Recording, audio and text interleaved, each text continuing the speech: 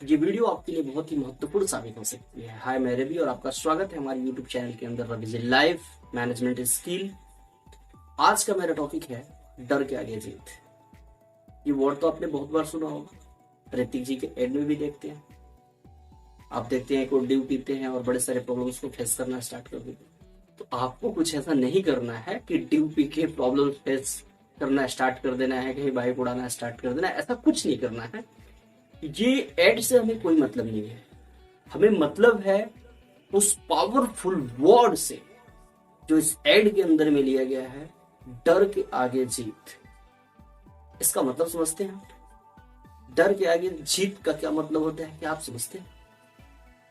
डर के आगे जीत का मतलब होता है कि किसी भी काम को करने से पहले बहुत सारी असफलताएं और बहुत सारी मुश्किलें आती हैं। उन मुश्किलों को और उन असफलताओं को फेस कर पाना, यानी कि उनसे लड़ने के लिए, उनसे जीतने के लिए अपने आप को तैयार कर पाना ही डर के आगे जीत होता है। चलिए मैं एक उदाहरण के थ्रू आपको समझाना चाहूंगा। मान के चलिए कि एक पहलवान अगर आंकड़े के अंदर उतरता है तो सबसे पहले उसका जो मेन रीजन होता है वो ये होता है, उस आंकड़े में उतरने से पहले उन सारी प्रॉब्लम्स को फेस कर लेता है कि मैं इस दंगल के अंदर जीतूंगा।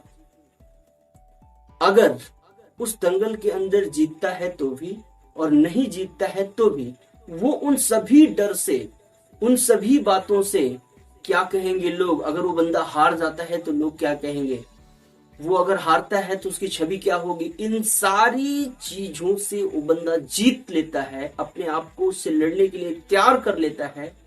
तब जाके वो आंकड़े के अंदर उतरता है। और यकीन मानिए कि जो इन सारी चीजों से अपने आप को बेहतर कर पाएगा वही किसी भी काम में आगे जा पाएगा और जीत पाएगा। और वो बंदा आंकड़े के अंदर उतरता है इन सारी चीजों को न प्रभाव करते हुए कि मैं हारूंगा कि जीतूंगा। वो इन सारी चीजों से जीत चुका होता है, इन सारे वर्ड से वो जीत चुका होता है। फिर आंकड़े के अंदर उतरता है और उसका रिजल्ट देखने को मिलता है कि वाकई में ये तो है ही कि दो पहलवान अगर दंगल के अंदर लड़ते हैं तो एक को पराजित होना है, बट वो दोनों पहलवान उन सारी सिस्टम से, उन सारी समस्याओं से जीत चुके होते हैं, बस उन्हें आंकड़े के अंदर जीतना होता है। तो यही डर के आगे जीत होता है। मैं एक छोटे से और उदाहरण से समझाना चाहूंगा आपको।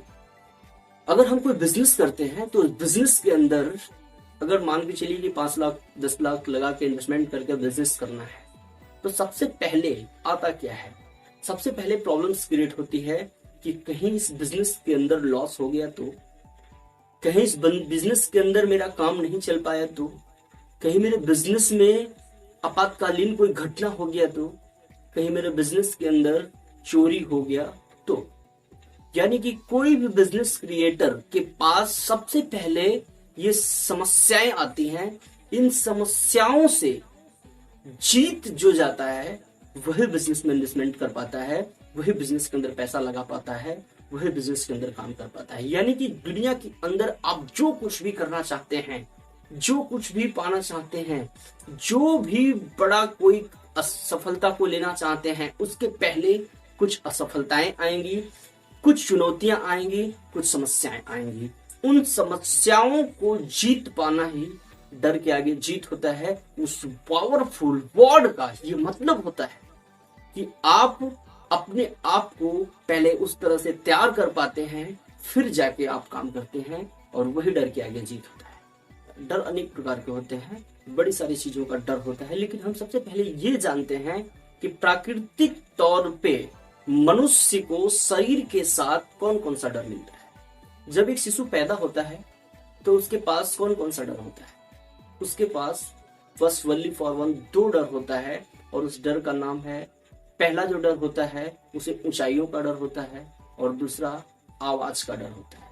अगर एक छोटा सा शिशु खेल रहा है, अगर एक छोटा सा बच्चा खेल रहा है, अगर हम तेज साउंड में उसको डांटते हैं तो बच्चा डर जाएगा। अगर उस बच्चे को हम, दूसरा डर जो होता है वो ऊंचाइयों का डर होता है, अगर उस बच्चे को हम काफी तेजी से उछालना स्टार्ट करते हैं तब भी बच्चे डरना स्टार्ट कर देते हैं।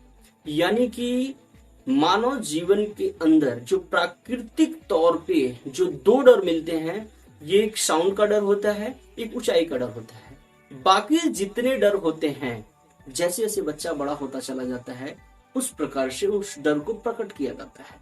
एक छोटा सा बच्चा अगर खेल रहा है तो उसके पास अगर जो कोई जानवर आ जाता है, शेर आ जाता है, चीता आ जाता है, तो उसे कुछ कोई फर्क नहीं पड़ेगा, उससे कोई फर्क नहीं पड़ेगा कि क्या है हमारे पास। अगर उसके पास एक सर्फ भी आ जाए तो उस बच्चे को कुछ फर्क नहीं पड़ता है कि ये क्या है क्या नहीं है। अगर उस सांप को काटने से किसी की मौत भी हो जाए फिर भी वो बच्चा सांप को देखे तो कोई फर्क नहीं पड़ता। यानी कि प्राकृतिक तौर से ओनली दो डर मानव जीवन के पैदाइशी के समय से होता है। बाकी जितने डर होते हैं उन सभी डर से जीता जा सकता है, उन सभी डर को फेस किया जा सकता है, उन सभी डर से आगे निकला जा सकता है। डर अनेक प्रकार के होते हैं। चोर का डर, भूत का डर, हार का डर, समाज का डर, लोग क्या कहेंगे इसका डर, फेल होने का डर, अनेक प्रकार के डर होते हैं। डर अनेक प्रकार के होते हैं, लेकिन डर हमारे जिंदगी के अंदर क्या करता है? चलिए मैं बात करता हूँ फेल होने का डर। फेल होने का डर हमें पढ़ाई करने पे मजबूर करता है। अगर किसी भी स्टूडेंट्स के पास अगर फेल होने का डर ना हो तो क्या वो पढ़ाई करेगा? नहीं करेगा। अगर परीक्षा का ऑप्शन न रखा गया हो, फेल होने का डर ना हो तो कोई भी स्टूडेंट पढ़ाई नहीं करेगा।